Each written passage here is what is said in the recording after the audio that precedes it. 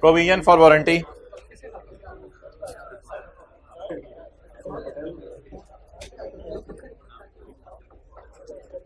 चाहे provision for gratuity हो, चाहे आप तीनों एक तो खड़े हो जाए, आप तीनों इधर से भाईजान, आप दोनों खड़े हो जाए इधर से।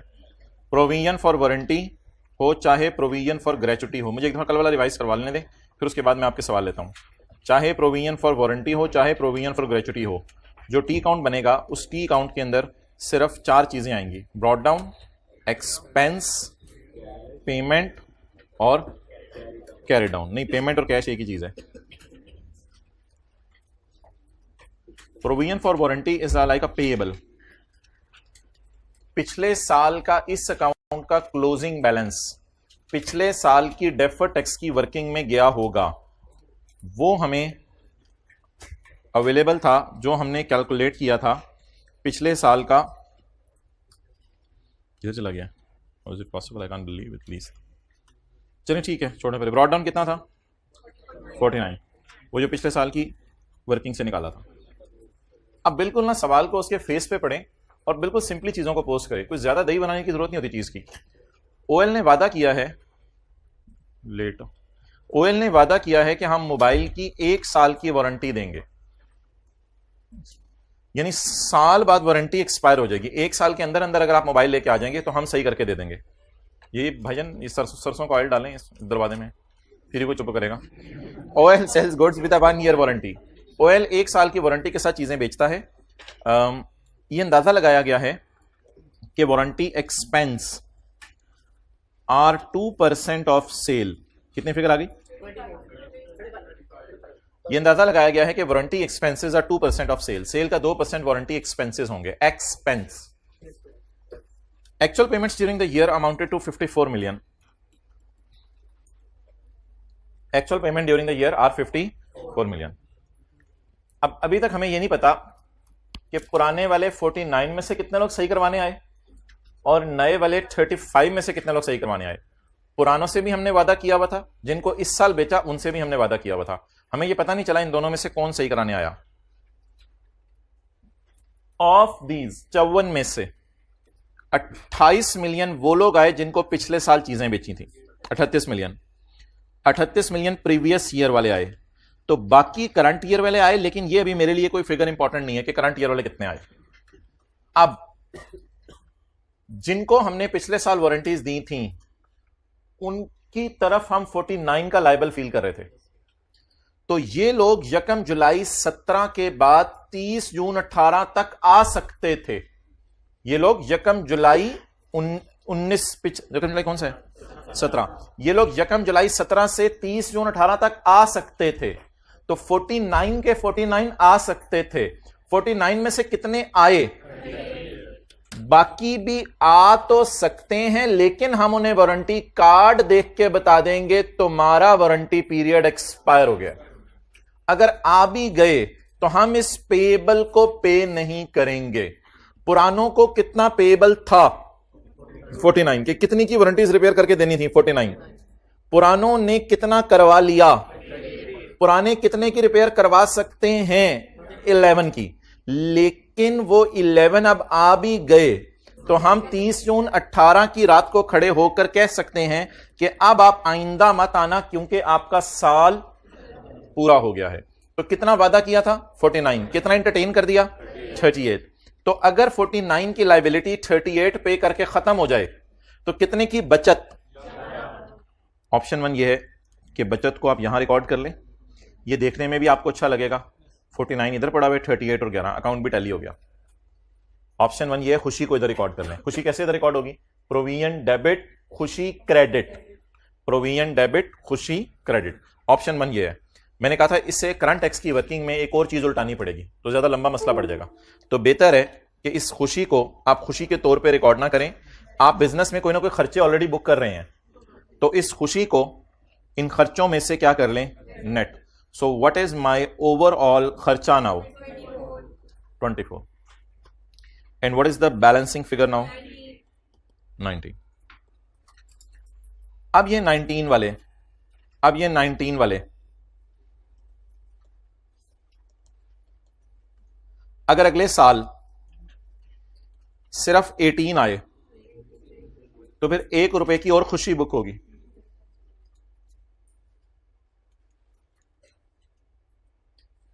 फिर ₹1 की और खुशी बुक हो जाएगी। और अगर ये 19 वाले 21 आ गए तो फिर ₹2 का और 19 से 2 और 21। तो बहरहाल ये तो अगले साल की कहानी है, हमें उससे कंसर्न नहीं। कितने आने थे, कितने आए, 1 ईयर वारंटी की वजह से कितने नहीं आ सकते। तो इसलिए अब आप ऐसा करें 11 की इनकम बुक कर लें। अब करंट टैक्स में ये उल्टा के और 54 माइनस कर दें। Carrying amount will be 19 and tax base of all provisions will be 0। और अगर ये लाइन ना लिखी होती सवाल में, OL sells goods with a 1 year warranty, अगर ये लाइन ना लिखी होती तो फिर ये 49 में से 38 आ गए हैं, बाकी भी आ सकते हैं। तो फिर हम ये खुशी वगैरह बुक, बल्कि ये 35 ही, फिर तो सवाल नॉर्मल तरीके से चलता, फिर ये 35 ही यहां ले जाते और कैरी डाउन बैलेंसिंग शायद ज्यादा फिगर आ जाती जी। एनीवेज वी विल इंशाल्लाह repeat this adjustment in final account. एक दफा हो गया, दूसरी दफा रिपीट करेंगे। ओके, दूसरा सवाल आप लोगों का ये था जाते हुए इन भाई का कि कमीशन इनकम को आप क्यों लेके गए हैं in the working of reconciliation. Reconciliation में क्यों लेके गए? रिकॉन्सिलिएशन में एक तो डिडक्शंस नॉट अलाउड जाती हैं, एक परमानेंट डिफरेंसेस एग्जेम्प्ट इनकम वाले जाते हैं, और एग्जेम्प्ट इनकम के साथ लोअर रेट वाली भी चीजें जाती हैं। अब मैं 3 चीजें आपके सामने खोलने लगा हूं सॉल्यूशन के अंदर, उन 3 चीजों की हम डिस्कशन करते हैं। कल जो हमने खोली थी क्वेश्चन नंबर 10, ये 10 ही चल रहा है। ओके, हमने एक तो डिडक्शन नॉट अलाउड ली थी, एक हमने उल्टाई थी कमीशन इनकम, और एक हमने उल्टाई थी डिविडेंड इनकम। जब भी आप commission income, dividend income, interest income, यही 3-4 इनकम्स होती हैं, रेंटल इनकम, ये इनकम्स इस वजह से उल्टा दें कि इनको मैं प्रॉफिट में से माइनस कर दूं कि इन पे अलग रेट लगाने हैं। अगर आप कभी इस वजह से इनकम उल्टा दें कि इन पे अलग रेट लगाने हैं, तो चाहे अलग रेट इन पे 0 हो यानी एग्जेम्प्ट हो, चाहे अलग रेट 10-12% हो, आपने हमेशा इनको रिकॉन्सिलिएशन में लेके जाने। जब भी आपने इनकम उल्टानी है और उल्टाकर 12 उल्टाया और 12 को उल्टा के क्या किया था, 12 को उल्टाकर अलग रेट लगाया था 0%, जी बिल्कुल। 35 उल्टाया था जी, 35 पे अलग रेट लगाया था जी। तो जिस इनकम पर अलग रेट लगेगा वो इनकम कहां जाएगी, रिकॉन्सिलिएशन में। लेकिन ये बात इस तरह जबानी समझ नहीं आती, तो ऐसा करते हैं एक सवाल आज करते हैं ताकि ये जो कल वाली डिविडेंड और कमीशन इनकम है जरा रिवाइज हो जाए। इधर हैंड रिटन पेजेस जरा ढूंढिएगा कहां पे आ रहे हैं। आप लोग अपने निकालें हैंड रिटन पेजेस, मुझे कोई बच्चा इधर से ढूंढ के बता।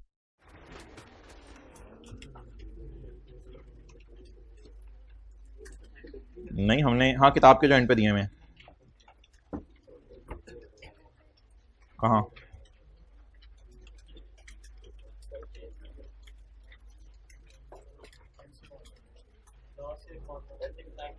ओ यार वो तो मुझे पता है ना, लेकिन मेरे इधर तो डिफरेंट तरतीब चल रही है ना चीजों की।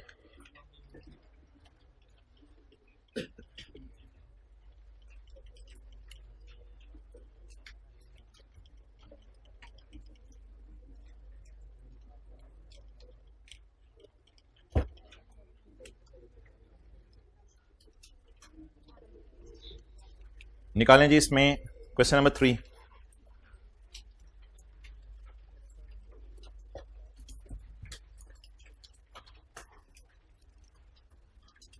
एक कंफ्यूजन आप लोगों को और भी आ रही थी कि कभी हम चीजें करंट टैक्स में लेके जा रहे थे डिविडेंड, और कभी हम डेफर्ड टैक्स में लेके जा रहे हैं। तो इस डिस्कशन को भी आज क्लोज करना है। चलें जी, ये सवाल आपके सामने किताब में है, hand written page number 3, hand written page number 2, question number 3। Profit आया जी हमारा ₹100।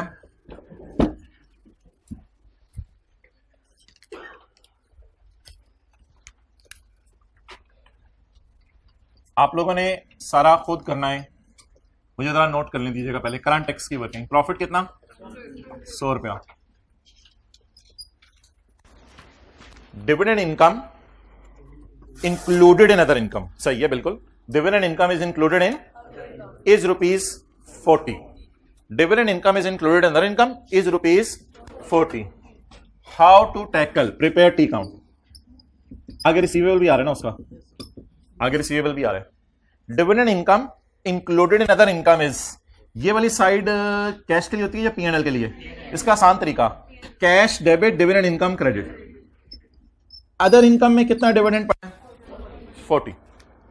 Dividend income included in P&L is rupees, dividend income included in P&L is rupees, जिसमें से 10 is received during the remaining 30. If 10 is received, then remaining 30. जब भी receivable आ जाए paper में, how to tackle receivable, prepaid, unearned, prepare T count, out of which 10 is received. चीजों को ना on the face of it simple पढ़ा करें और सिंपल रखा करें, जैसे लिखा हुआ है वैसे पोस्ट कर दें। डिविडेंड अदर इनकम में पड़ा हुआ है 40 रुपए। अदर इनकम P&L में पड़ी होती है, तो P&L में कितना डिविडेंड पड़ा हुआ है, जिसमें से कितना डिविडेंड मिल गया है। However the remaining 30 is receivable, बकाया 30 रिसीवेबल है, वो यहां से भी निकाल सकते हैं आप। बैलेंसिंग निकाल लें जी, closing receivable 30। Okay, dividend is taxable on receipt base. Dividend is taxable on receipt basis. Dividend taxable है received base पे, ठीक है। देखें इधर,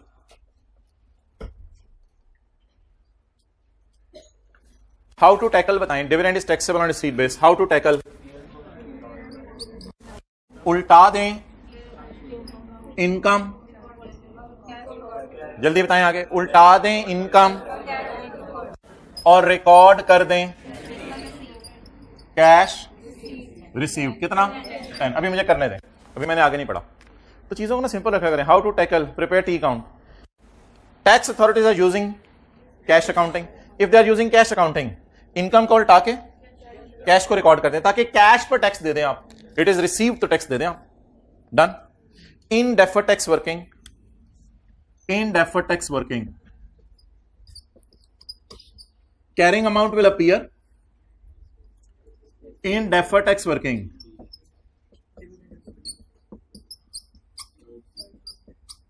Carrying amount will appear, tax base will be 0। यहां तक नोट कर लें सिंपल। ये कब करना है, जब कैश अकाउंटिंग यूज हो रही हो, जब टैक्स वाले कैश अकाउंटिंग यूज करें।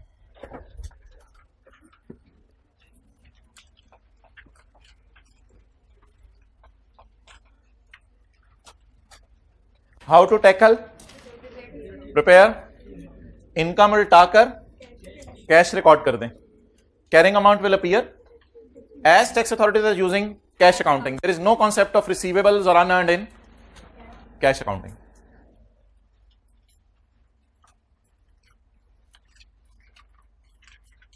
ओके,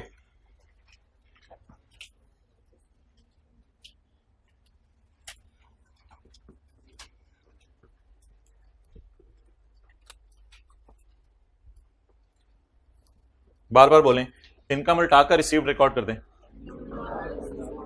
इनकम उल्टाकर रिसीव्ड रिकॉर्ड कर दें।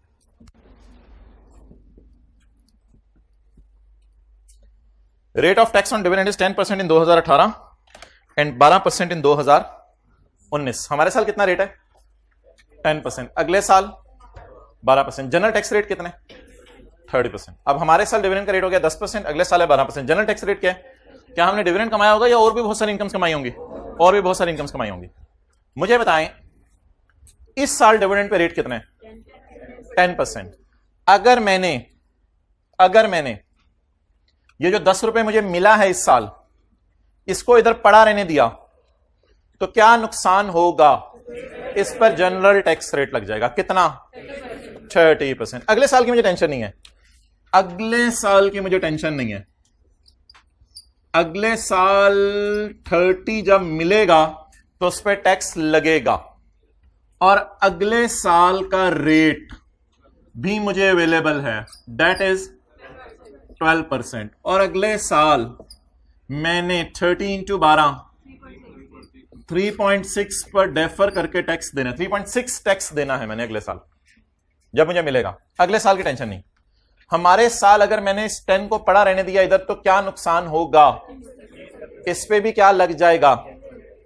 तो आप ऐसा करें, अपना रूल बरकरार रखें कि इनकम को उल्टाकर रिसीट को रिकॉर्ड कर दें, लेकिन रिसीट पर टैक्स अलग निकाल लें, टैक्स ऑन ₹10 अलग निकालें। नीचे नीचे नीचे नीचे नीचे नीचे नीचे नीचे नीचे आप ऐड इधर ना करें, इधर आप ऐड कर दें, इस पर अलग टैक्स निकालें। अब हमारी इनकम कितनी बन गई? 60। ये मेरी इनकम डिविडेंड होगी या नॉर्मल इनकम्स हैं? नॉर्मल इनकम्स हैं। सर आपने तो कहा हुआ था इनकम उल्टा के रिसीव्ड रिकॉर्ड करने, हाँ बिल्कुल करने हैं, लेकिन रिसीव्ड तब ऐड करना है जब उस पर टैक्स रेट सेम हो। टैक्स रेट डिफरेंट हो तो नीचे जाके टैक्स लगाएंगे ना, अब ये टैक्स लगाएंगे नीचे जाके, लेकिन 60 पर उसी तरह चलें आप, tax at the rate of 30%। जी बोलें 18। और टैक्स ऑन ₹10, इस साल डिविडेंड जितना मिला उस पर इसी साल का रेट लगेगा ना, कितना? 1 टोटल। अब कल आप लोग मुझे सवाल पूछ रहे थे कि डिविडेंड या कमीशन को आप इधर लेके जाना चाहिए करंट टैक्स में या आपको उधर लेके जाना चाहिए, ये आप लोग मेरे से सवाल पूछ रहे थे। इस सवाल का जवाब सुन लें। जब टैक्स वाले कैश अकाउंटिंग फॉलो कर रहे हैं तो जितना मिला उस पे करंट टैक्स में टैक्स दे दें, और जितना मिलेगा उसको डीटीएल की वर्किंग में ले जाएं। और कल सारा का सारा रिसीवेबल था तो सारा में कहां ले गया था? डेफर टैक्स में। आज सारे में से थोड़ा सा मिला, इसलिए मैंने क्या किया, चले पहले ना इजी मार्क्स लेने होते हैं, जरा try to great easy marks. Profit कितने जी? 100 रुपया, प्रॉफिट है 100 रुपया। अदर इनकम में डिविडेंड कितना पड़ा है, जिसमें से कितना मिल गया? How to tackle? Prepare T count. Dividend is taxable on, नीचे वाली लाइन नहीं पढ़नी। रिसीट बेसिस में क्या करते थे? इनकम उल्टाकर और ऐड करते थे कैश। कर दीजिएगा पेपर में, कोई मसला ही नहीं, क्या होगा बाद में काट देंगे। हमने अपने रिदम को नहीं छोड़ना, जो चीज हमने क्लास में सीख ली उससे नहीं हटना, हमने जो करना है वो करें बस। इनकम उल्टाकर रिसीट क्या कर दें? रिकॉर्ड कर दें, यही पड़ा हुआ है ना। अच्छा जी, अगला काम, how to tackle in balance sheet. In balance sheet हमारा डिविडेंड रिसीवेबल शो होगा। However as tax authorities are using, therefore tax base will be 0। Okay, अब अगली कहानी होती है डिफरेंट रेट की। अगर और कोई कहानी ना होती आगे तो बस मेरा सवाल मुकम्मल था। अगली कहानी होती है टैक्स रेट की। अगर इस साल आपको मिल गया तो रेट, और अगर अगले साल मिला तो, मेरे ख्याल से हमारा दोनों सिनेरियोज हैं। इस साल जो मिला उस पर कितना रेट है, तो अगर इधर पड़ा रहने दिया तो फिर इस पर रेट 30% लग जाएगा। अगर इधर पड़ा रहने दिया तो रेट 30% लग जाएगा। तो इस पर टैक्स लगा दें ऑन 10 एट 10%। और जो अगले साल मिलना है उस वो टैक्सेबल है अगले साल, उस पे कितना? 12%, 3.6। अच्छा जी, अब मेरे ख्याल से ये 60 तो हमारी कोई अदर इनकम्स होंगी, 30% इस पे लगाएं। चलें जी, नोट करो। कल मैं सारा डिविडेंड क्यों ले गया था? सारा रिसीवेबल था। आज थोड़ा सा रिसीव हुआ तो भी टैक्स दे दें। रिसीवेबल, रिसीव होने पे टैक्स देना ना, लिखा हुआ है सवाल में।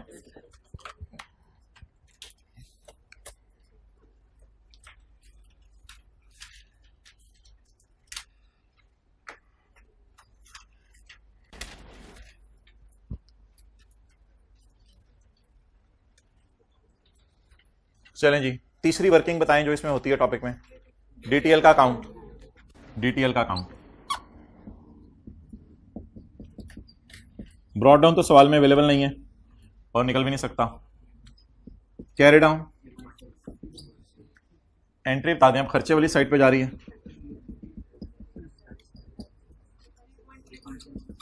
3.6 नोट बनवाएं।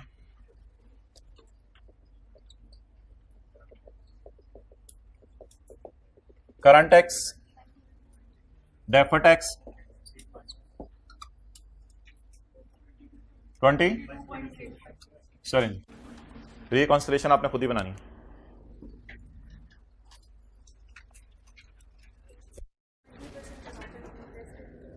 अगर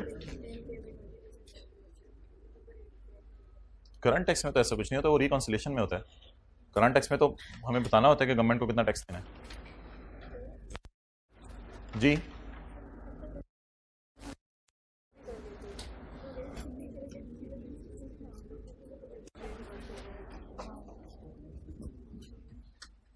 हाँ जी अगर कुछ फॉल्ट इसका रिसीव भी हो जाए तो करंट टैक्स की वर्किंग में तो वो फिर भी नहीं आएगा, क्योंकि तो 1 जुलाई 18 से अमल की बात हो रही है ना। हाँ, लेकिन इस साल फिर रेट 30 है और जनरल रेट भी 30 है। ये सर अगर तो यहाँ 10% है तो ये तो ऑनलाइन अगर डेफर कर रहे हैं तो अगर इसका कुछ फॉल्ट जो रिसीव होने वो पे 30% पे टैक्स लगेगा उस पर।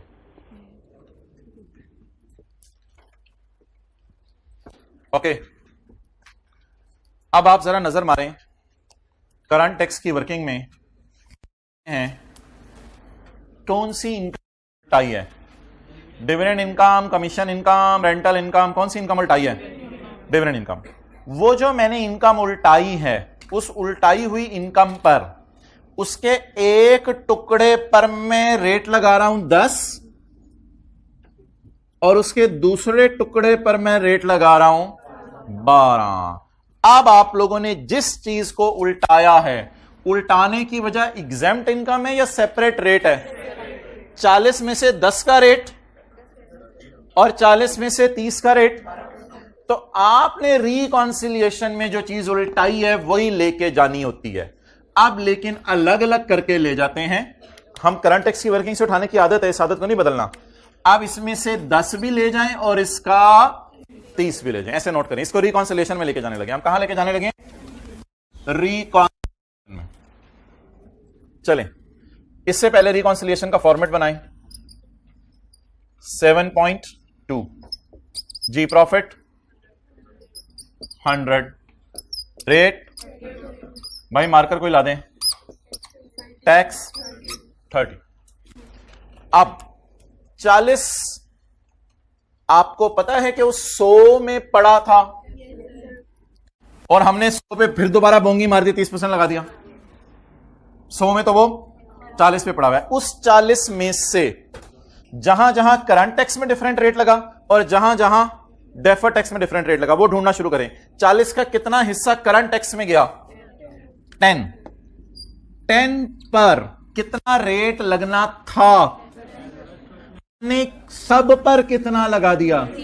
कितना ज्यादा लगाया? अच्छा, 40 में से 30 पर कितना रेट लगना था? 12। हमने सब पर कितना लगा दिया? आप बताएं कि 30 पर कितना रेट ज्यादा लगा दिया? 18%। अब देखें रिकॉन्सिलिएशन टैली हो रही है या नहीं। ये भी डिविडेंड है और ये भी डिविडेंड है। ये रिसीव्ड वाला है और वो जो है वो रिसीवेबल वाला है।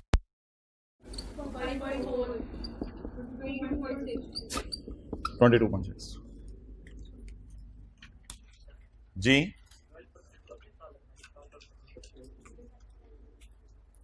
ये जो डेफर्ड टैक्स एक्सपेंस आया फॉर द ईयर, तो ये हमारे साल खर्चे में ही गया 3.6। अकाउंटिंग वाले तो एक्रूअल डिस्टॉर्शन रिमूव करते हैं ना, तो अकाउंटिंग वालों की तो पूरी 40 इनकम थी, उन्होंने खर्चा बुक किया जी। क्या ऊंची बोले? ऊंची। रिकॉन्सिलिएशन में डिडक्शंस नॉट अलाउड जाती हैं, एग्जेम्प्ट इनकम्स जाती हैं, और हर वो इनकम जिसका करंट टैक्स में डिफरेंट रेट लगे या डेफर्ड टैक्स में डिफरेंट रेट लगे, हर वो इनकम भी जाती है। बताएं जी, रिकॉन्सिलिएशन में डिडक्शन नॉट अलाउड भी जाती है, एग्जेम्प्ट इनकम भी जाती है।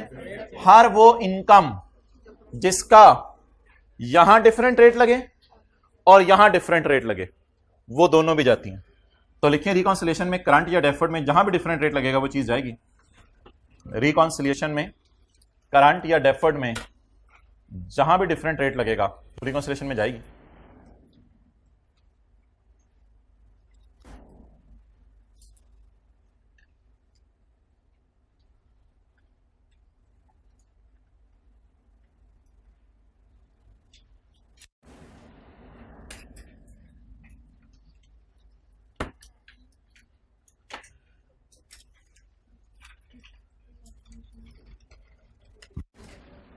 तो करंट और डेफर्ड जहां भी डिफरेंट रेट लगेगा वो चीज रिकॉन्सिलेशन में जाएगी।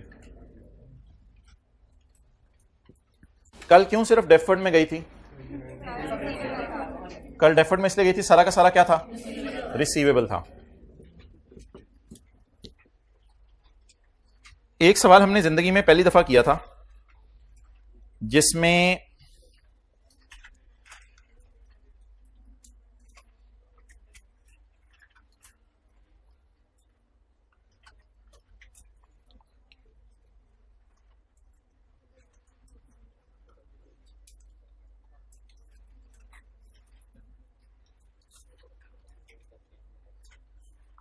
कल कहां गया था? डेफर्ड टैक्स की वर्किंग में। आज कहां गया है? जो मिला है वो और जो मिलना है वो। अच्छा मुझे बताएं, एक सवाल हमने और किया था जिसके बाद मैं ये डिस्कशन क्लोज कर रहा हूं, और मैं आपको फिर तीनों सवालों का ना रेफरेंस दे दूंगा ताकि आपके लिए ये बात आसान हो जाए। ये हमने सवाल किया था ट्राइंगल वाला पेज 306 पर। या नहीं खोलना नहीं, पेज 306 पर क्वेश्चन 7। ये हमने पहला सवाल तो जो किया था, इसमें इंटरेस्ट भी था और डिविडेंड भी था, और ये लिखा हुआ था कि अदर इनकम में पड़ा है और इनके रेट डिफरेंट थे। लेकिन मुझे याद है यहां मैं सबसे पहली दफा जिंदगी में करंट टैक्स की वर्किंग में लेके गया था। क्यों वजह बताएं, क्यों करंट टैक्स की वर्किंग में लेके गया था? रिसीवेबल का लफ्ज नहीं लिखा हुआ, मैं आपसे बस ये चुनना चाह रहा था। डेफर्ड टैक्स की वर्किंग में किसको लेके जाना है? रिसीवेबल। यहां रिसीवेबल का लफ्ज लिखा हुआ तो बस रिसीव्ड है सारा, सब रिसीव्ड है सारा। तो बता दें इधर कहां लेके गए थे? करंट टैक्स की वर्किंग में। कल कहां लेके गए थे? डेफर्ड टैक्स की वर्किंग में। और आज जितना मिला और जितना मिलना था, अब कितने सवाल हो गए? 3 सवाल हो गए। इन तीनों को हम यहां लिख लेते हैं। अच्छा जी, डिविडेंड क्वेश्चन 7 में भी था, page 306। Dividend pass paper question number 10 में भी था, पेज नंबर, और dividend hand written page number 2 पे भी था।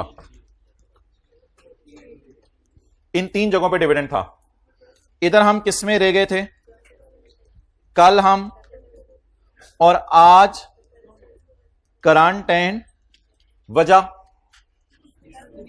इधर तो सारा रिसीवेबल का लफ्ज नहीं था तो सारा मिल गया होगा। इधर सारा रिसीवेबल था और इधर कुछ रिसीव था और कुछ रिसीवेबल था। तो thing is very simple. Current tax में कब आपने लेके जाना है? जब सारा मिल जाए तो फिर टैक्स दें अलग करके। डेफर्ड टैक्स में कब लेके जाना है? जब सारा रिसीवेबल हो। करंट और डेफर्ड दोनों में कब लेके जाना है? जब कुछ रिसीव हो और कुछ रिसीवेबल हो। जी क्या? ये इनकम के केस में एक्सपेंसेस का तो अलग रेट नहीं होता, और ये डिविडेंड नहीं है, इंटरेस्ट भी आ सकता है, रेंटल इनकम भी आ सकती है, कोई भी इनकम आ सकती है, एनी इनकम।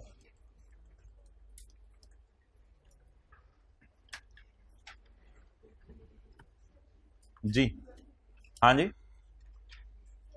जी, हाथ खड़ा करें, ऊंची बोलें जल्दी, और भी जी ऊंची जरा बोलें, ऊंची।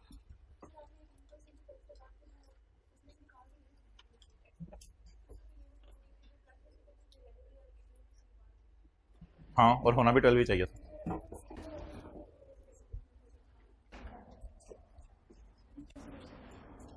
इनका सवाल है कि ये रिसीवेबल है अभी, तो हमने इस पे टैक्स क्यों कैलकुलेट किया है? मोहतरम याद रखिएगा, हमने इस पे टैक्स इसलिए कैलकुलेट किया, ये देखें इस साल हम इस पे टैक्स दे रहे हैं, यही वाला 3.6, लेकिन दे नहीं रहे, एक्चुअली सिर्फ कैलकुलेट करके रख रहे हैं डिस्टॉर्शन रिमूव करने के लिए। डिस्टॉर्शन कैसे रिमूव हो रही है? आपने क्या 10 रुपए कमाए या 40 कमाए? कमाए मैं बोल रहा हूं 40। अकाउंटिंग वाले टैक्स किस पे निकालना चाहते हैं, कमाए पे या मिले पे? कमाए पे, कमाए पे, एक्रूअल कॉन्सेप्ट, कमाए पे। ये तो पहली क्लास है डेफर्ड टैक्स की। तो मिले पे 10% और मिलेबल पे ये दोनों लग शुगर हमने यहां लाकर डाल दिए हैं फॉर द ईयर, ये हमारे टैक्सेस हैं। तो ये मतलब नहीं है कि देना है फ्यूचर में तो खर्चे में ना डालें। अगर बिजली का बिल फ्यूचर में देना हो तो इस साल खर्चे में डालेंगे, नहीं डालेंगे? डालेंगे। दिसंबर का बिजली का बिल की एंट्री होती है, electricity expense debit payable credit. तो देने वाली चीज को तो जरूरी नहीं कि देनी है अगले साल तो इस साल खर्चे में ना डालें। तो बिजली, अगर आपने कुछ एसी खरीद लिया, पैसे अगले साल दे रहे हैं, तो ऐसे नहीं करेंगे? करेंगे। तो ये खर्चा बुक करें, अगले साल पे कर देंगे। ओके, वारंटी की रिवीजन हो गई। यस्टरडे जो कमीशन इनकम और डिविडेंड इनकम था वो हो गया। हैंड रिटन पेज पे एग्जांपल नंबर 3 हो गई। अब हमारा वो रिसर्च वाला पॉइंट रहता है जो वो एक सवाल के अंदर आपने छोड़ा हुआ था। वो कौन सा क्वेश्चन था? Pass paper question number 12, page number कौन से? 382। तो ये तो जिन्होंने कल वाली डिस्कशन ली है उनको शायद बड़ा कंफर्टेबली समझ आ जाए। इसकी करंट टैक्स की डिस्कशन मैंने कर ली थी, अब डेफर्ड टैक्स की डिस्कशन कर लेते हैं। टैक्स वाले कहते हैं रिसर्च को माइनस करो अगले साल, रिसर्च को माइनस करो अगले साल। मैंने आपको कहा था कि अगर टैक्स वाले कहें रिसर्च को माइनस करो अगले 3 साल, इट इज एसेट। तो अब इससे क्या फर्क पड़ता है अगर वो कहते हैं रिसर्च को माइनस करो अगले साल? जब टैक्स वाले कह रहे हैं रिसर्च को माइनस करो अगले साल, व्हाट डज इट मीन कि टैक्स वाले इसको अभी माइनस करने, कब माइनस करने देंगे? वो चीज जो अगले साल खर्चों में जाती है। इसे अकाउंटिंग के टीचर बचपन में क्या कहते थे? एसेट। अकाउंटिंग के टीचर क्या कहते थे इसको? एसेट। सोचें जरा, जो चीज इस साल खर्चे में चली गई उसे अकाउंटिंग के टीचर क्या कहते थे? एक्सपेंस। जो चीज अगले साल में खर्चे में जानी है उसे एसेट। प्लांट खरीदते थे, अकाउंटिंग के टीचर कहते थे इस साल और अगले सारे सालों में यह खर्चे में जाएगा, इसका नाम हम रख देते थे एसेट। हमने आईएएस 38 पढ़ा, उसमें इंटेंजिबल हमने खरीदा, हमने कहा इस साल और अगले सारे सालों में 10-12 सालों में इंशाल्लाह इसको खर्चे में ले जाएंगे, इसलिए इस इंटेंजिबल का नाम क्या पड़ गया? एक्सपेंस या एसेट। टैक्स वाले अब इतनी लंबी चौड़ी बात नहीं कर रहे, हल्की सी बात टच करा रहे हैं। रिसर्च को माइनस कर लो अगले साल, इसका मतलब जो 18 के अंदर हमने खर्चा किया होगा वो बीइंग एसेट बन जाएगा 18 में और डेप्रिशिएट होगा फुली 19 में। 19 में करंट टैक्स की वर्किंग में हमने इसको माइनस किया था। लेकिन मेरा सवाल है 18 के एंड पे खड़े होकर अगर मैंने 64 का खर्चा रिकॉर्ड किया है, टैक्स वाले क्या कहेंगे इसको? जल्दी बोले, जल्दी बोले। 18 में मैंने 64 मिलियन रिसर्च करके साइंसदानों को पे कर दिए पेमेंट, तो टैक्स वाले क्या कहेंगे इसको कब माइनस करो? 19 में। जिस चीज को अगले साल माइनस करना हो या अगले सालों में माइनस करना हो उसे क्या कहते हैं? एसेट। तो इसकी टैक्स बेस हो जाएगी 64। 18 कैरिंग अमाउंट 0 होगी क्योंकि अकाउंटिंग वाले एक्सपेंसेस को बैलेंस शीट में शो, आपको याद है रिसर्च को कभी भी हमने बैलेंस शीट में शो नहीं किया था आईएएस 38 में। सिमिलरली आगे चलें, 25 की बात कर लें। 25 किस साल का खर्चा है? 19 हमारे साल का। 25 के बारे में टैक्स वालों ने कहा इसको ना अगले साल माइनस कर लेना। तो हमने कहा अगले साल या अगले सालों में तो एसेट होता है उसे माइनस करते हैं। तो उन्होंने कहा हाँ अगले साल कर लेना माइनस। तो हमने कहा अगले सालों में तो माइनस वाली चीज को एसेट टाइप कुछ कहते हैं, तो इसका नाम रखते हैं टैक्स बेस, इसकी हो गई 25। कैरिंग अमाउंट 0 लीजिएगा। क्यों? अकाउंटिंग की क्लास में आईएएस 38 में कभी भी हमने रिसर्च को ऐसा नहीं बनाया। तो बस ये इतनी सी बात की थी। तो कैरिंग अमाउंट में ये 0 आ रहे होंगे और टैक्स बेस में देखें कितने आ रहे होंगे। कौन सा सवाल है? Question number 12।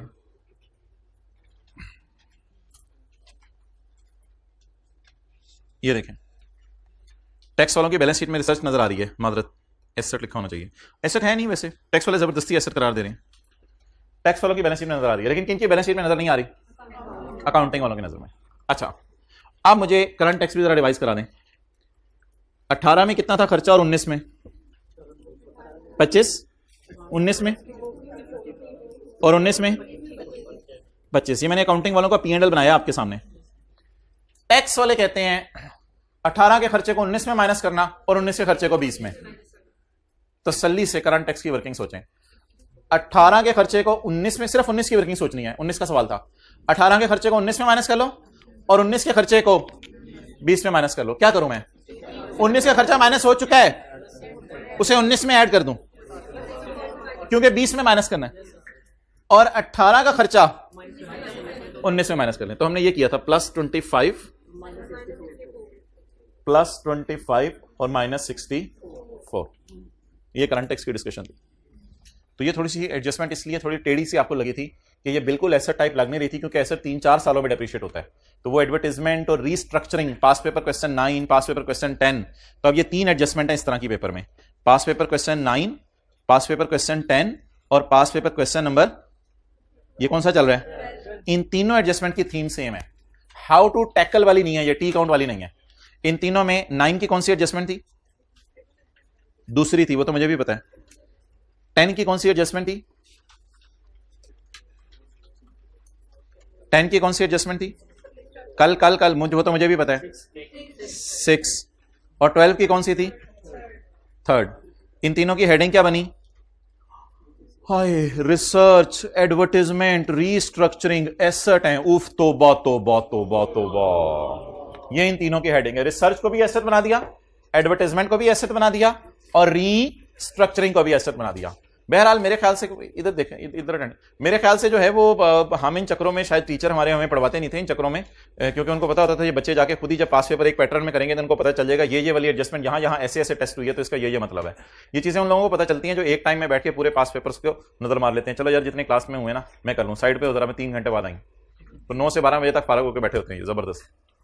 लो यार, 4-5 पास पेपर खड़का दिए। अच्छा, अब जरा समझ आया कि फलां में ऐसे क्यों हुआ था और फलां में ऐसे क्यों हुआ था। ओके,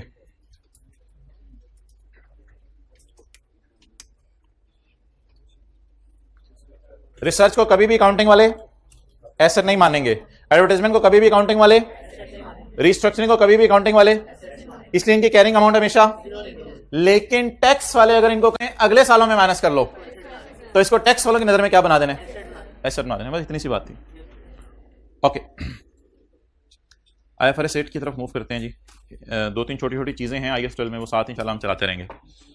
IFRS 8 निकालें, हद होती है।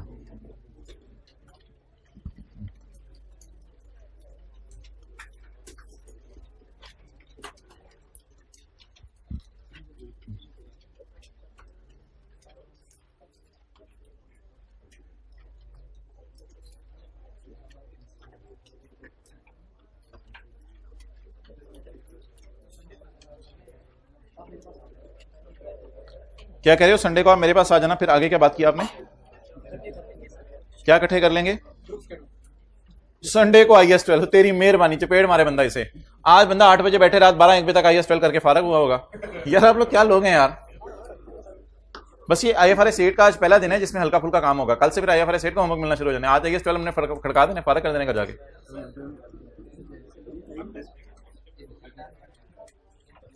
टर्म टेस्ट के अंदर बैंक रिकॉन्सिलेशन स्टेटमेंट होगी, डेटर कंट्रोल अकाउंट होगा, इम्पेयरमेंट लॉस होगा, IAS 40 होगा। और पढ़ा ही कितने जो हमने, जो पूछ रहे सिलेबस क्या होगा, टर्म टेस्ट में सारा होगा जो पढ़ा होगा। टर्म टेस्ट किस दिन है? 12 जून को। लिख लें 12 जून, 12 से 17 के दरमियान है। तो देखेंगे उस दिन आपकी किस्मत किस दिन जागती है। क्या BRS टेस्ट हो सकती है? पता नहीं, मुझे तो ये याद है बचपन का कि अनप्रेजेंटेड को ऐड कर देते थे और अनकलेक्टेड को लेस कर देते थे। पढ़ी नहीं टेस्ट होगी फिर।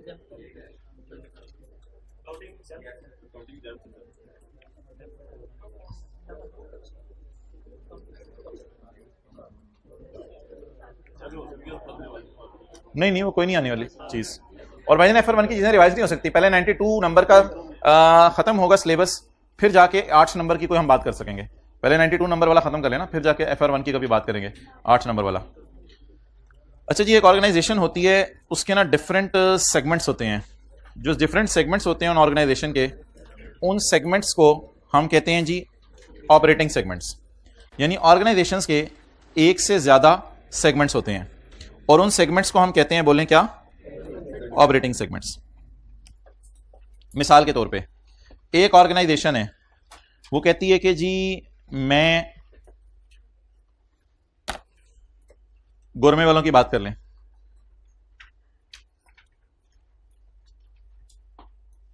मैं फर्नीचर भी बनाती हूं। Why are you not responding? It's the time to respond, guy.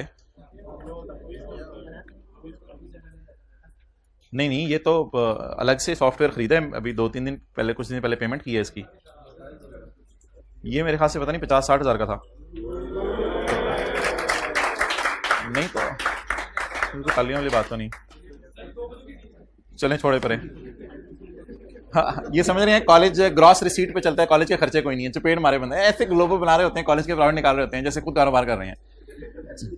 चलो ये हम अपना गोल दायरा बना लेते हैं। अच्छा, अब अगर गोरमे वाले हैं वो ये कहते हैं कि हम डिफरेंट किस्म के कारोबार कर रहे हैं, मिसाल के तौर पर ओपन हो जाता है, मिसाल के तौर पर एक बेकरी का काम कर रहे हैं, नंबर 1। नंबर टू ये फर्नीचर का कारोबार कर रहे हैं। Are you in knowledge of it? Gourmet furniture, हाथ खड़ा करके बताएं। ओके, अच्छा जी, गोरमे फार्मेसी का किसको आइडिया? हाथ खड़ा करें। गोरमे फार्मेसी, एक बंदे ने सबूत दे दिया, गोरमे फार्मेसी। अच्छा जी, रेस्टोरेंट हो गया, कैटरिंग, पकी पकाई देंगे लॉन्ग विद कुर्सियां आपके घर पहुंच जाएंगी। टीवी चैनल है, बिल्कुल है। अच्छा,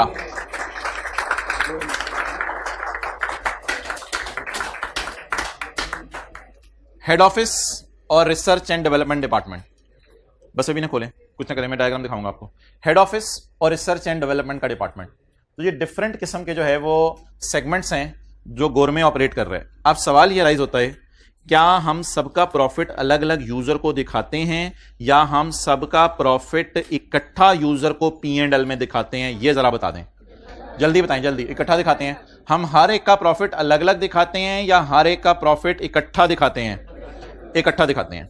अच्छा, गोरमे वाले कहते हैं जी हमारी बेकरी भी है, बिल फर्ज हम मोबाइल का काम भी कर रहे हैं, हम फर्नीचर भी बेच रहे हैं। ये क्या लिखा हुआ है?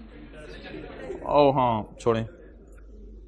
अच्छा, इसके अलावा हमारा मेडिसिन का कारोबार भी है, हमारा रियल एस्टेट का कारोबार भी है, हमारा रिसर्च एंड डेवलपमेंट डिपार्टमेंट भी है और हमारा हेड ऑफिस भी है। पहली टर्मिनोलॉजी में इंट्रोड्यूस करने लगा हूं, ये हमारे ऑपरेटिंग सेगमेंट्स हैं। ये क्या है हमारे? हेड ऑफिस और रिसर्च एंड डेवलपमेंट, ये हमारा ऑपरेटिंग सेगमेंट नहीं है। वाई? हेड ऑफिस चीजें बेचता नहीं है, हेड ऑफिस में तो ये सारी चीजों के रिकॉर्ड मेंटेन हो रहे होते होंगे। रिसर्च एंड डेवलपमेंट भी R&D का काम करता है और R&D का काम करके कभी बेकरी वालों को कोई फॉर्मूला बना के दे देता है, कभी मोबाइल वालों को फॉर्मूला बना के दे देता है, लेकिन R&D डिपार्टमेंट से डायरेक्टली सेल नहीं हो रही। तो पहली बात बताएं कि मेरे ऑपरेटिंग सेगमेंट्स कौन से नहीं हैं? R&D मेरा ऑपरेटिंग सेगमेंट नहीं है। और अच्छा, रियल एस्टेट का मेरा स्टार्टअप का ऑपरेशन है। स्टार्टअप यानी अभी हमने क्या किया, इसको शुरू किया, शुरू नहीं इसको हमने स्टार्टअप किया है, अभी शुरू किया है हमने। तो अब मेरा सवाल यह है कि ये जो शुरू किया आपने मंचूरियन को, तो इसमें जरूरी नहीं कि आप रेवेन्यू अभी कमा रहे हो सकता है अभी इस कारोबार में सिर्फ आप क्या कर रहे हो, खर्चे कर रहे हो, बट इट इज स्टिल, कोई कुछ लिखने की जरूरत नहीं, सब लिखा हुआ है, कहीं ना कहीं पढ़ाएंगे आपको। सब कुछ जो आप रियल एस्टेट में कर रहे हैं अभी खर्चे हो रहे हैं, आपने प्रॉफिट कमाने शुरू नहीं किए क्योंकि आप सेल ही नहीं कर रहे, कस्टमर ही नहीं आ रहे। कस्टमर कहते हैं तुसी रसगुल्ला तो बड़ा अच्छा बनाते सी, मुझे नहीं यकीन आ रहा कि तुम जो है वो लैंड बिल्डिंग भी अच्छी बेचोगे किसी इलाके में, तो इसलिए सेल नहीं हो रही, अभी स्टार्टअप ऑपरेशन है।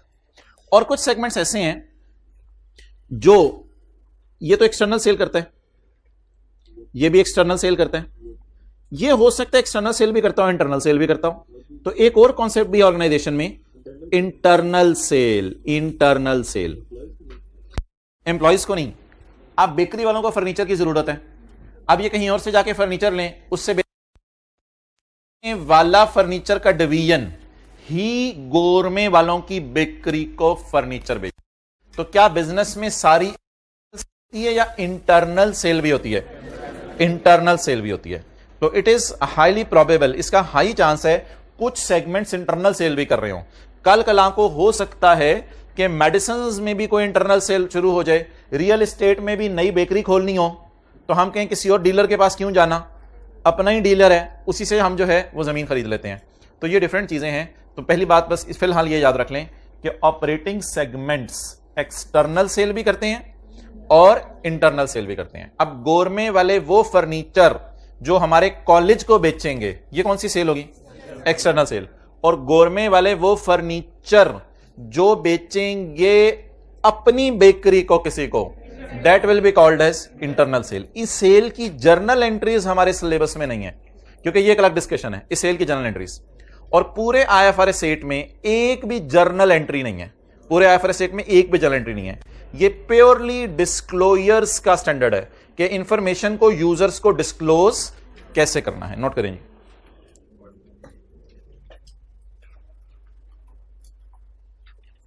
जी। ऑपरेटिंग सेगमेंट वो होता है जिसमें सेल भी हो रही है और खर्चे भी हो रहे हो। कल डेफिनेशन पढ़ेंगे, बस जिस डिपार्टमेंट में सेल और खर्चे हो रहे हो देख लेते हैं। अभी सारी चीजें देखते हैं। इंटरेस्ट तो मैंने कहा हमारे सिलेबस में है ही नहीं कि इंटरनल सेल की इंटरेस्ट कैसे हो रही है, बस में फिगर गिवन होगी, देखते हैं उसका क्या करना है। ओके, तो चार्ट डालना है इसका। मुरब्बा मुरब्बा मुरब्बा होता ही नहीं यार, आम का मुरब्बा होता है, हाँ होता है। तो चार्ट डाल लें इसका फिर चार्ट डाल लें, जैम बना लें इसका। बस नोट करने के लिए 1 मिनट होता है, आप उसकी दही बना रहे होते हैं।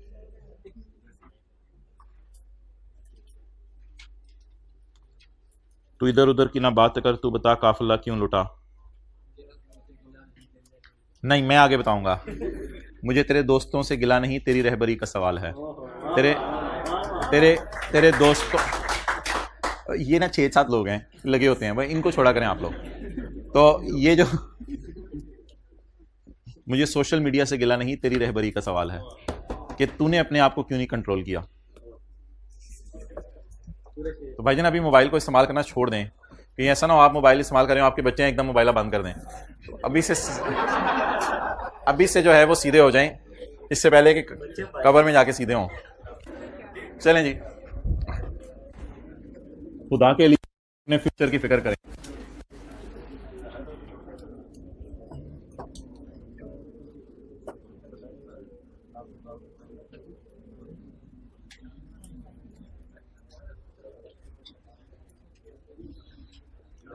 अब्बा जी हर वक्त अगर गाने सुनेंगे तो बेटे ने मोहम्मद बिन कासिम बनना बड़े हो गए। छोड़, नहीं सवाल नहीं मैं ले रहा अभी। हाँ चलो अभी सवाल ले आने दो। एक्सपेंस नहीं है, उसकी भी सेल की एंट्री होती है, cash debit cell credit.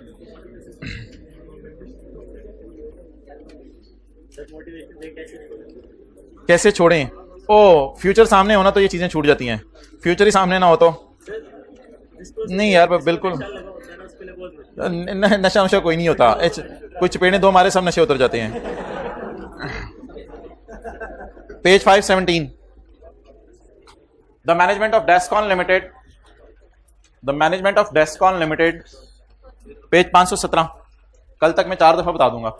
The management of Descon limited have identified operating segments based on geographical location. अच्छा, इन्होंने ना प्रोडक्ट वाइज नहीं आइडेंटिफाई किए, ऐसे ही मुंह बनाया हुआ है, सीधा कर मुंह। The Descon limited identified operating segments based on geographical location.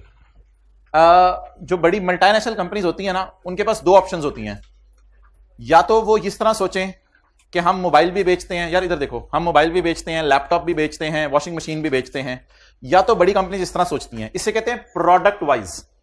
लेकिन आजकल आमतौर पे बड़ी कंपनीज प्रोडक्ट वाइज चीजों को नहीं देखती, वो अक्सर पसंद करती हैं कि एशिया में कितना कमा रहे हैं, यूरोप से कितना कमा रहे हैं, नोकिया की फला सेल कितनी हुई, एप्पल की फला सेल फला मुल्क में कितनी हुई। इस ऑर्गेनाइजेशन ने China, India, Iran, Canada, Spain, तुर्की, तो इन इलाकों के अंदर जाके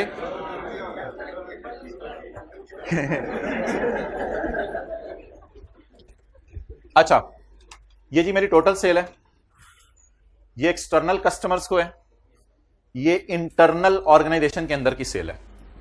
200 जमा 120 320, 54 प्लस 43 97। तो जरूरी नहीं ये तीनों कॉलम हमें दे, कोई 2 कॉलम भी दे देगा तो तीसरा खुद ही निकल आया करेगा। तो internal plus external is equal to total. तो इंटरनल प्लस एक्सटर्नल सेल किया तो किसके बराबर जवाब आ गया? टोटल सेल के बराबर। तो हुआ कुछ ऐसे है कि चाइना वालों ने 200 की चीजें कस्टमर्स को बेची हैं और चाइना वालों ने 200 की चीजों के अलावा 120 की चीजें कहीं इंडिया, ईरान या कनाडा वालों को बेच दी हैं। वो जिस मर्जी को बेची हो, हमें इससे क्या। प्रॉफिट्स आए हैं कुछ जगहों पे और कुछ जगहों पे क्या आए हैं? लॉसेस। अम्मी ने मना भी किया था स्पेन नहीं जाना, स्पेन में लॉस आ गया जी। चाइना वाले कुछ सेल मुझे आपको कर रहे हैं और चाइना वाले कुछ सेल अपने ही डेस्कॉन के किसी और दफ्तर को कर रहे हैं। एसेट्स सबके आ रहे हैं, लायबिलिटीज नहीं आ रही। अब इस डेटे को हम एक बेटर फॉर्म में प्रेजेंट करेंगे जिसका नाम होगा वर्किंग। सवाल की रिक्वायरमेंट है, according to IFRS 8 which segment must be reported. कौन सा सेगमेंट आपकी नजर में मटेरियल है जिसे आप यूजर को बताएं, क्योंकि यूजर को सारे सेगमेंट्स बताना जरूरी नहीं है। बहुत लंबी बात है। I will try to conclude it in 25 minutes which you are saying in split of tongue. You are playing with IFRS 8। Okay, अब एक वर्किंग करते हैं और 3 टेस्ट लगाएंगे। कितने टेस्ट लगाएंगे? 3 टेस्ट लगा के हम चेक करेंगे। अच्छा, पहला काम, आप मुझे मुल्क लिखवाएं। 2-3 लाइनें छोड़ दें सोल्यूशन के लिए, 4 लाइनें छोड़ दें सोल्यूशन के लिए। वर्किंग नंबर 1,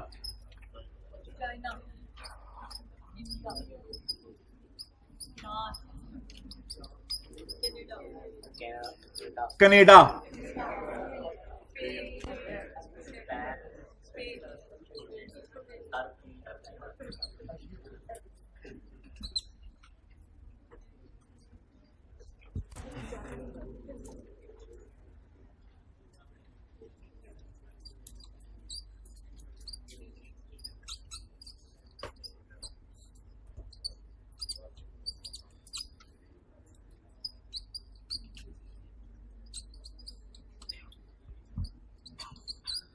खामोश।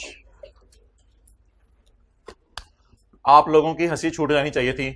देख सर हमारे साथ क्या कर रहे हैं। इन साहब को ऊपर चढ़ा दिया है और इन साहब को उठा के नीचे ले आए हैं। तो ये एक फॉर्मेट है हम जिसके ऊपर चला करेंगे। पहले सारे ऑपरेटिंग सेगमेंट्स के नाम लिख लिए और फिर ऑपरेटिंग सेगमेंट्स के external sale, internal sale, total sale, profits और एसेट्स। चलें, एक्सटर्नल सेल चाइना की, अच्छा जी, इंडिया की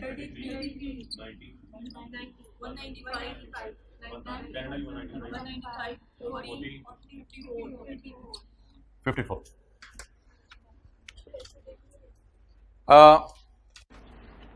चलें, चाइना की एक्सटर्नल सेल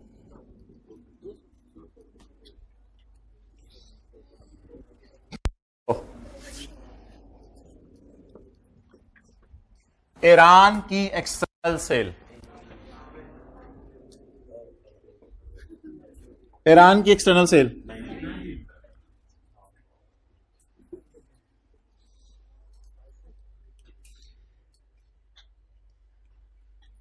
ईरान की एक्सटर्नल सेल। तो ये सबकी एक्सटर्नल सेल उठा ली।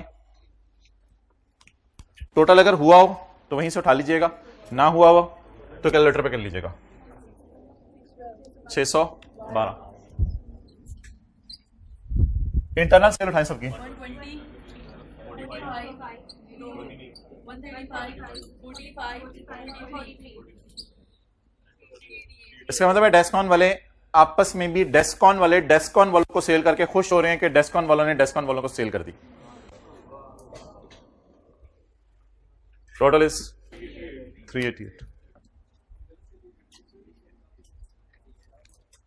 हर मेरे फिक्रे के साथ ना एक सवाल जोड़ के रखा कर।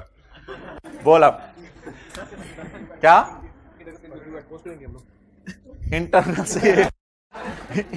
सेल एट कॉस्ट नहीं होगी, ये ऑर्गेनाइजेशन की पॉलिसी है। थोड़ा सा कॉस्ट पे प्रॉफिट रख के शायद बेचते होंगे, लेकिन ये डिस्कशन अभी नहीं है हमारी। ओके, टोटल सेल के लिए उधर ना जाएं, इधर टोटल कर सकते हैं क्योंकि एक्स्ट्रा टोटल सेल दी नहीं होती पेपर में। 78, 90, 330, 85, 97, 97,000।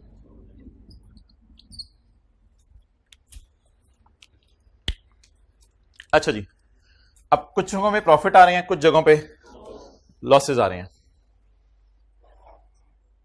आए आपको हम लेके चलते हैं।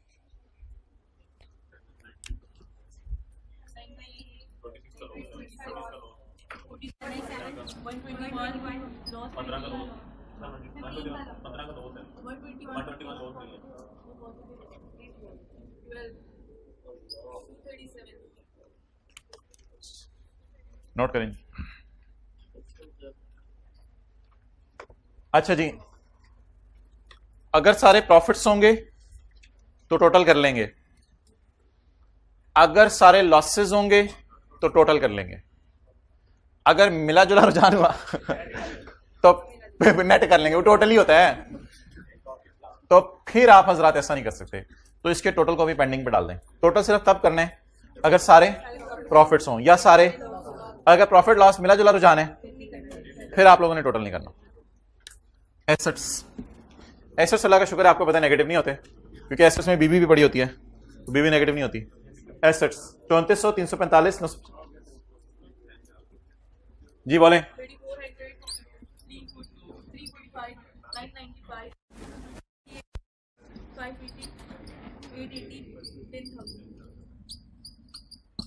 10,000 मेरी स्पीड का इम्तिहान हो रहा था। 10,000।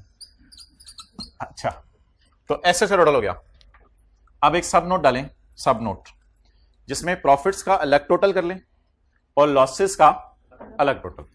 एक सब नोट यहां डालेंगे हम, एक सब नोट डालेंगे यहां अपनी वर्किंग के लिए। प्रॉफिट्स का अलग टोटल कर लें और लॉसेस का अलग टोटल कर लें।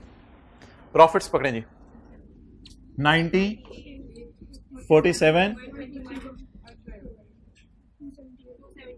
278। Losses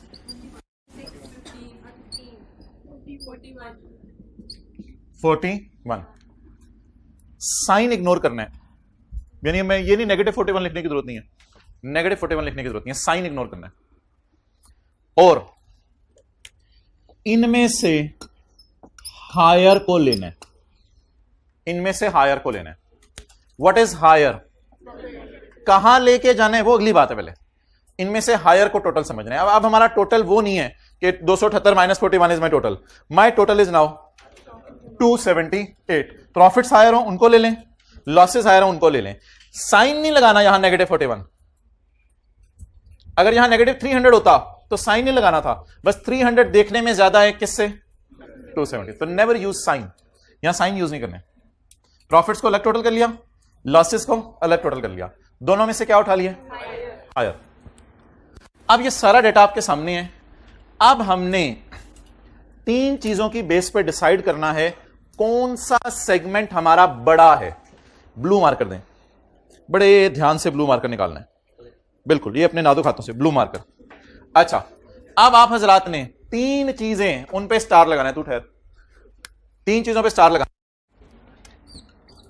number 1 total revenue, number 2 profits या लॉसेस में से हायर, और नंबर 3 टोटल। इन तीनों पे आपने नीला सितारा लगा देना है। कौन सा सितारा, नीला सितारा लगा देना है। अब इन तीनों पे नीला सितारा लगाकर एक वर्किंग करनी है, that will be called as working 2, working 2। अब हम अपने डेटे को टेस्ट से गुजारने लगे हैं। इस टेस्ट का नाम है कंट्रोल टेस्ट, नहीं, इस टेस्ट का नाम है मटेरियलिटी टेस्ट। अब हम किस टेस्ट से गुजारने लगे चीजों को, मटेरियलिटी टेस्ट। अल्लाह का शुक्र है ये स्टैंडर्ड ऐसा स्टैंडर्ड है दुनिया में जो मटेरियलिटी की परसेंटेज दे गया। आज तक टीचर ने कहा था मटेरियल चीज की परसेंटेज नहीं होती, जज करना होता है। ये स्टैंडर्ड मटेरियलिटी की परसेंटेज बना के देता है, कहते हैं 10% टेस्ट आपने परफॉर्म करना है। अब हम 10% टेस्ट लगाने लगे हैं, और जो हमारे सेगमेंट्स 10% टेस्ट में 10 से ऊपर निकल गए, उन सेगमेंट्स को हम अपने बड़े सेगमेंट्स कहेंगे। हमारे सेगमेंट्स हैं कितने, 1 2 3 4 5 6, हमारे सेगमेंट हैं कितने, 6 में से मैंने बड़े सेगमेंट अलग करने हैं, छोटे सेगमेंट फारग कर देने हैं। बड़े सेगमेंट अलग करने हैं। बड़े सेगमेंट अलग करने का तरीका बिल्कुल बच्चों वाला, क्या करें, 10% टेस्ट लगाएंगे। 10% हम लगाएंगे ऑन टोटल सेल, फिर हम 10% लगाएंगे ऑन प्रॉफिट्स और losses whichever is higher. हमारे सवाल में प्रॉफिट्स आर हायर। फिर हम 10% लगाएंगे ऑन एसेट्स, 10% ऑन एसेट्स। बस लाइबिलिटीज के बेस पे कभी डिसाइड नहीं करेंगे ये सेगमेंट बड़ा या छोटा है। अगले सवाल में लाइबिलिटीज दी होंगी या होमवर्क के सवाल में आपको लाइबिलिटीज दी होंगी, उसकी बेस पर डिसाइड कुछ नहीं करना। सिर्फ किसकी बेस पर डिसाइड करना है? टोटल सेल, प्रॉफिट्स या लॉसेस में से हायर और एसेट्स। 1000 पकड़ें, 1000 पे लगाएं 10%। अगर किसी की सेल 100 से ज्यादा हुई, हम कहेंगे बहुत बड़ा सेगमेंट है ये। सबकी सेल कितनी है वैसे कोई बता सकते? सबकी सेल 1000, तो 10% हमने अपनी तरफ से लगाया जो कि IFRS 8 में दिया हुआ है। प्रॉफिट्स पकड़ें 278, इस पर लगाएं 27.8।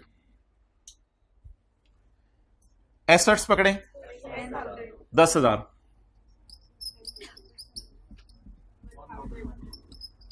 1000। ये CR बंद करवा दो और आप पार्ट 2 शुरू करो, बंद करवा दें।